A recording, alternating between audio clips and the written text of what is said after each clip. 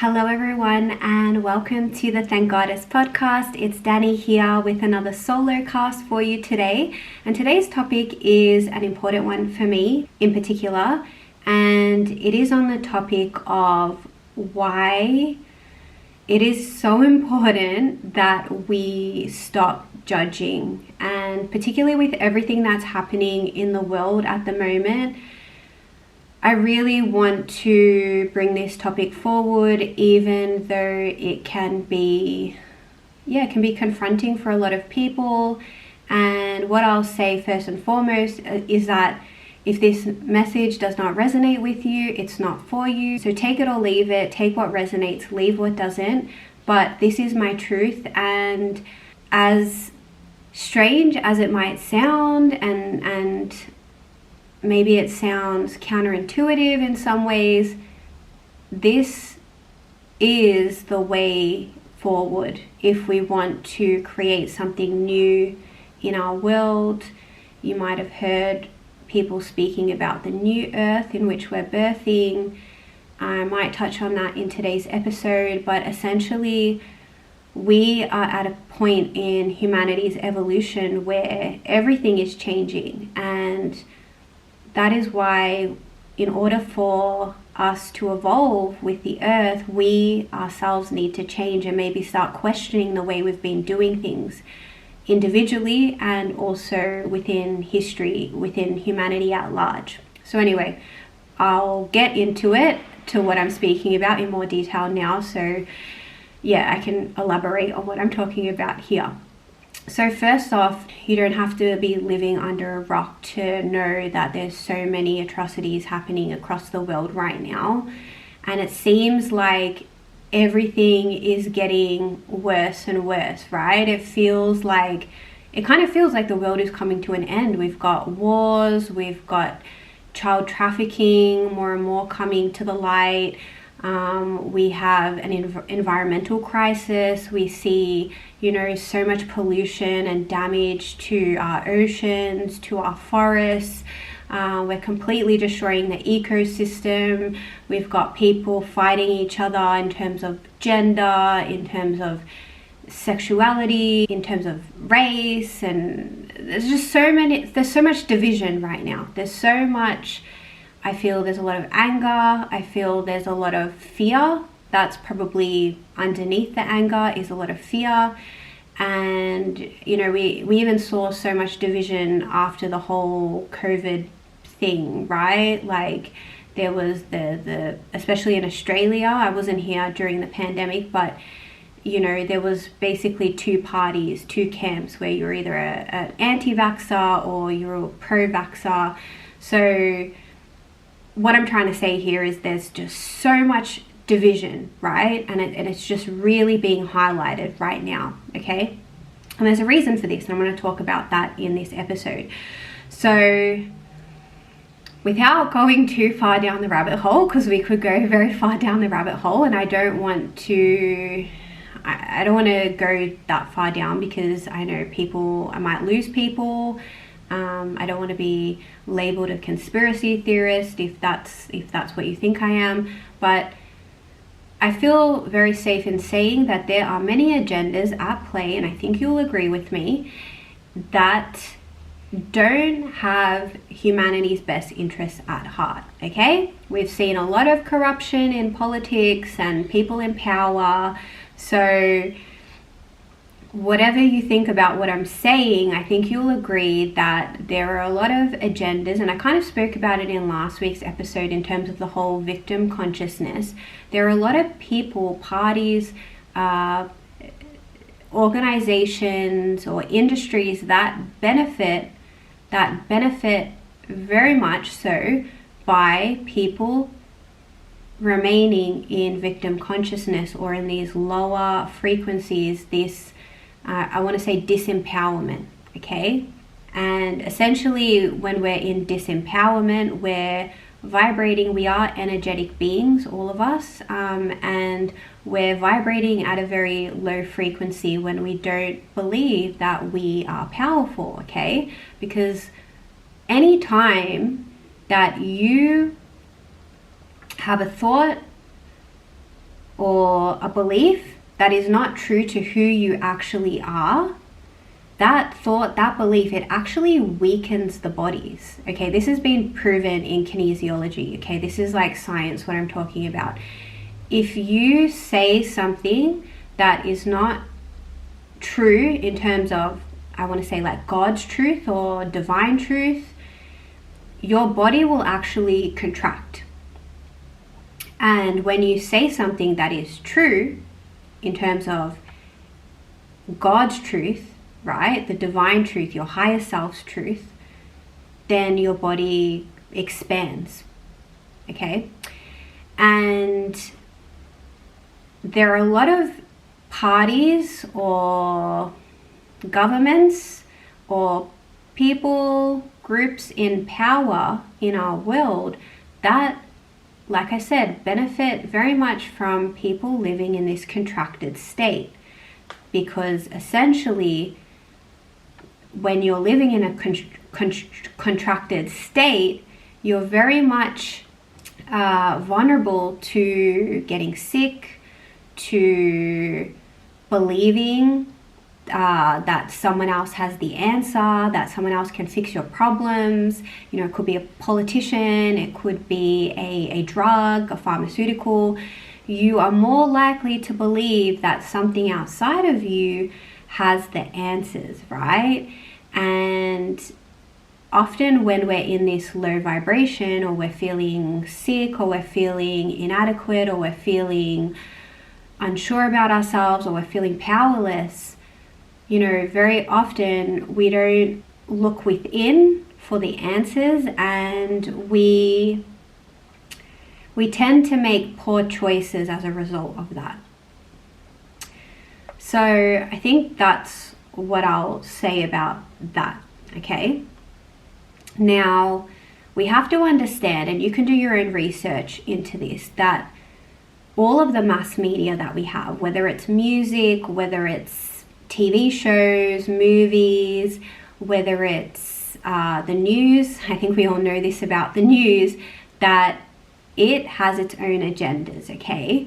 And the message that is being propagated by the mass media is, again, designed to keep the majority of people that are consuming this mass media in a lower state of, I want to say, disempowerment. Okay, and particularly the news. I think we can look at the news and we can see how much fear is propagated in the news. Okay, I don't think anyone, particularly at this time, feels good watching the news, right? That's why I personally don't watch it. I don't tune into that. Obviously, it's quite hard to escape all of the news, you know, especially with social media, and just like if you're engaging with the outside world, like I have a job that I do. I work with people, and you know, people are constantly talking about all the things that are happening in the world, and there's lots of opinions being thrown out there, and it's really hard to disengage from all of it unless you like completely go off the grid. And most of us are not, right? Like particularly if you're listening to this podcast, and I'm not saying that the media is the devil in any way. You know, I think the media, you know, particularly social media, is an amazing tool because it's given people like me and so many people out there that really have good intention and want to serve humanity in a I want to say a positive way, that want to help people, like truly help people. It gives them a voice, it gives them a platform. Like once upon a time, we didn't have this freedom of speech like we do today. Like now we can actually connect with people all around the world and essentially speak truth, you know, when we're bombarded with illusions in the mainstream media. So I'll leave it up to you. I'm not saying don't watch the news. I'm just saying, and I'm going to explain why you might not want to watch the news in this episode, because essentially, like I said, that news is trying to propagate fear. So you can watch the news, but what I will say, if it is causing you to react, if you are getting triggered by what you see, if you are getting not just fear, but anger, if you are judging, if you are condemning by what you see on the news, then I highly, highly suggest that it's probably a good idea to turn it off for some time until you start doing some work on yourself to get to a point where you're neutral as you watch the news or you hear the news. Like, you're not feeding into the polarity that they're propagating, okay? And I'm going to talk a bit about that now. Now, I think it's like a common belief that hate is the opposite to love, right? But actually, what I've found is that the opposite to love is actually fear. And I base a lot of that on A Course in Miracles, which I'm a very devoted student to A Course in Miracles, and I highly recommend that text. Basically, it's a path to enlightenment through forgiveness. And it can, I think, deter people who maybe have a religious background, but I, as someone who was raised Catholic, I don't identify with religion at all. It's a channeled text of Jesus, and it has nothing to do with religion. It's written in Christian language, but it's basically Jesus correcting all the misinterpretations of religion and the Bible. So it's very metaphysical. It's not related to religion at all in terms of its teachings. It's very much about empowerment. It's very much about love and unity consciousness, oneness consciousness, which is really what I'm about on this podcast, and essentially awakening that goddess consciousness is the unity consciousness. It is the oneness. And we're going to talk a bit about that in today's episode. So, like I said, a lot of people think that the opposite of love is hate, but actually it's fear. And when we talk about love, I think a lot of people, like, we've been as humans conditioned to believe that love is the kind of love that we feel in relationships. Like, it's that, Hollywood romantic love, or even the love that we feel from our family. But the highest vibration that you can possibly feel is love, because God is love, essentially. The universe is love. Creator, source, whatever word is love. But it's not that kind of love that we feel in relationships typically, okay? Because often the kind of love, and I'm not saying every single relationship, but a lot of relationships that we experience are conditional. It's conditional love. It's I'll love you when you act a certain way, when you maybe love me or you're nice to me. And the kind of divine love, that really high vibrational love that is God, essentially, is unconditional love. Okay, so it is just pure extension of love. It doesn't discriminate. It doesn't matter what you look like. It doesn't matter what you do. It doesn't matter if you're an asshole. It doesn't matter if you commit the worst crime in the world. It just extends love, okay? And I like to think of the sun as such a beautiful embodiment of that unconditional love, because if you think about the sun, it's so consistent. Like, it rises every single day, right? We just know it's going to be there. We know that that divine love, that godly love, is always going to shine upon us. And it shines upon everything in the whole world, right? Everything. It doesn't discriminate. It doesn't say, okay, I'm going to shine on this country today and not this country. I'm going to shine on this person and not this person. Oh, that person was rude to me last week, so I'm not going to shine on that person. No, it just keeps extending its rays. And that's the kind of love that I'm talking about. And if you felt it, if you felt that divine love, and like I said, it often doesn't come from our family members. I know for me it hasn't.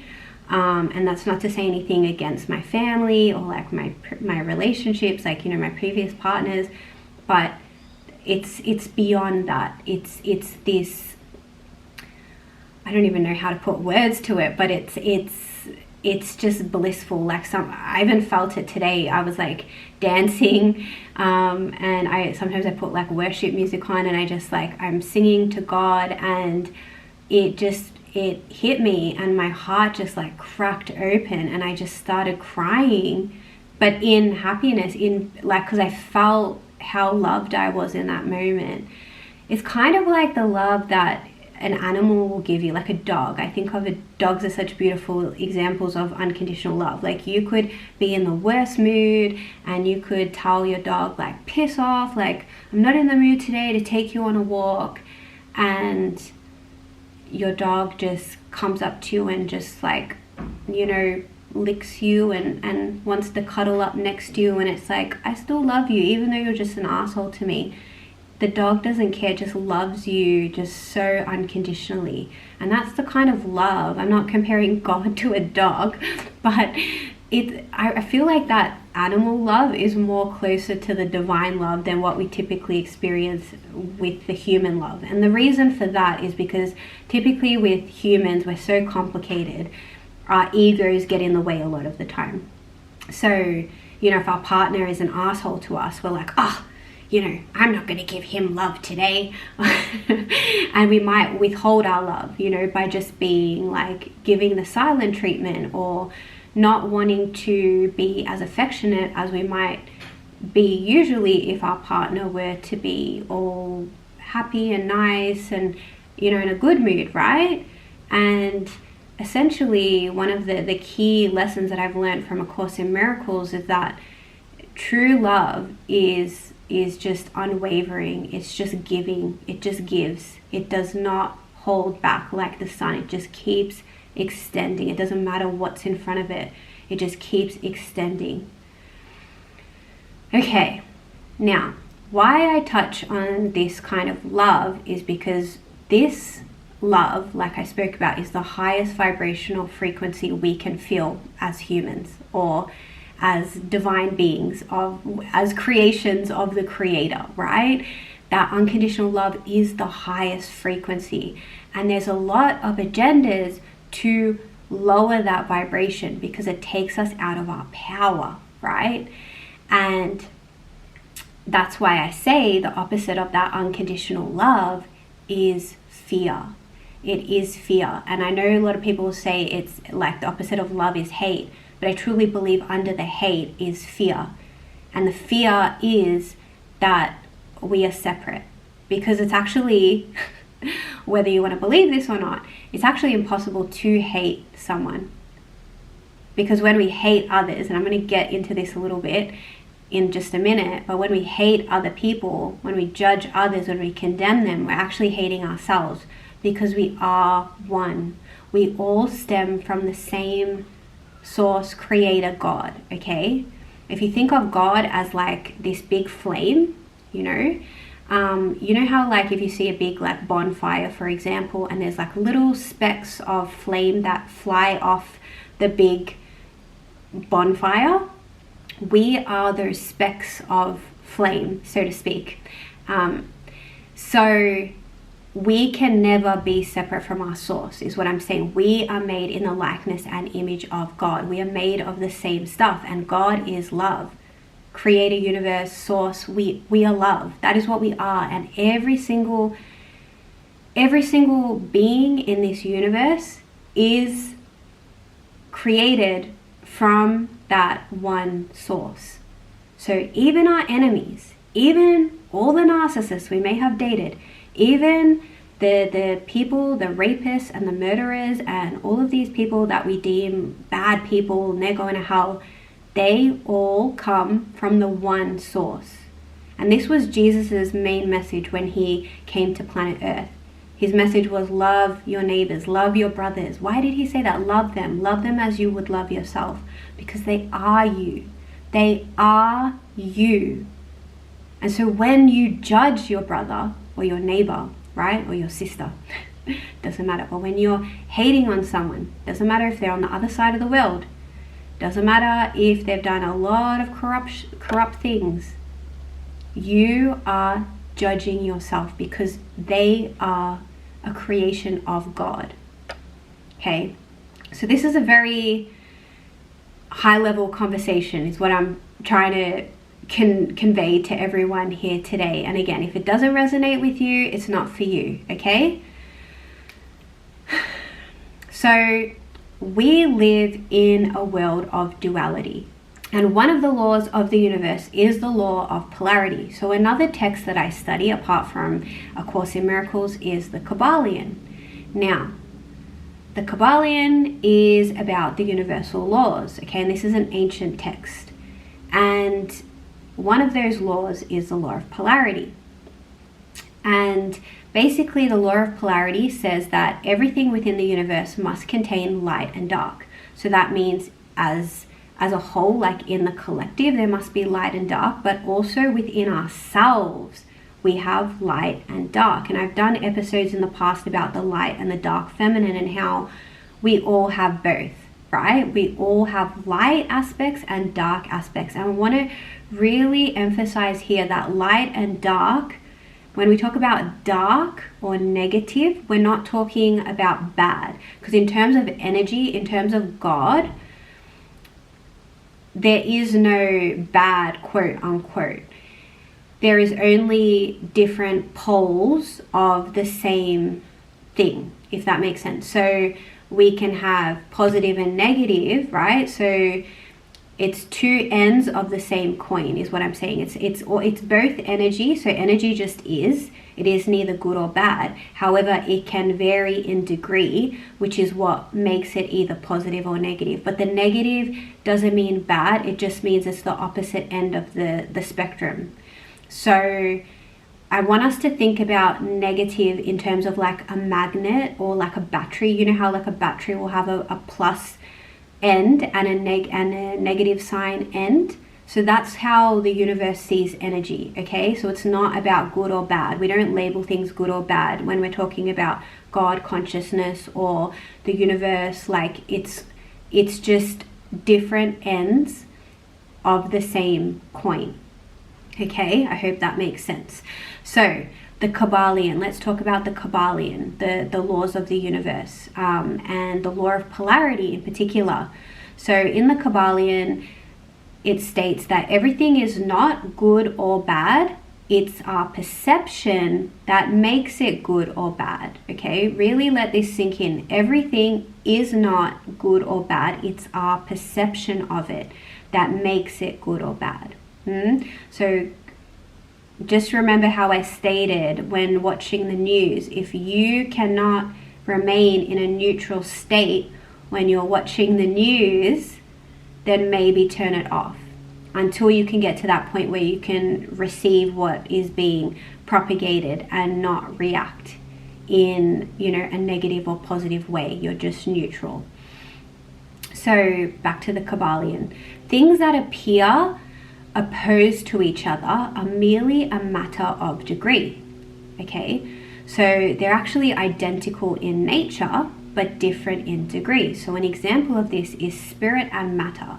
So you could look at spirit, the non-physical, the intangible, and say that's very different to the physical, what I can see, right? Like, for example, I'm holding a water bottle right now. That's very physical. That's what we would consider matter, right? But the law of polarity states that energy, spirit, and that three-dimensional matter is the same thing. And it's only a matter of degree that makes it appear to be different, but actually it's one in the same. So essentially what it says is that this water bottle that I'm holding is actually energy, because spirit and matter are one, okay? And this gets into like quantum physics, but we're not going to go into all of that today. So where you find one thing is where you find its opposite, okay? So let that sink in. Where you find one thing is where you find its opposite, okay? Because there's two poles. So as I was saying, love and fear are on the same spectrum, or if you want to say love and hate, they're two sides of the same coin, right? So that means if we're feeling low vibration, if we're feeling fear, we have the ability to find the opposite of that through that opposite experience.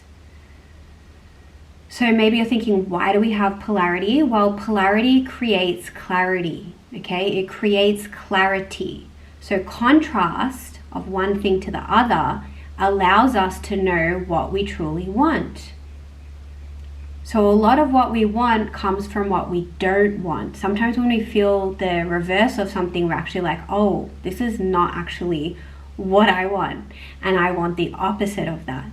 And a lot of gurus will say that, you know, the more extreme of one opposite that you can feel, there's the potential to feel the extreme opposite emotion on the other side. So for example, if you were in a really dark place and you're feeling like really deep levels of depression, the law of polarity will state that you actually have the potential to go the opposite spectrum and feel really high states of bliss and happiness because you're able to reach that low state of depression. Okay, so that's often why we go through these contrasts, so that we can know which polarity we want and what we want to pursue in the future.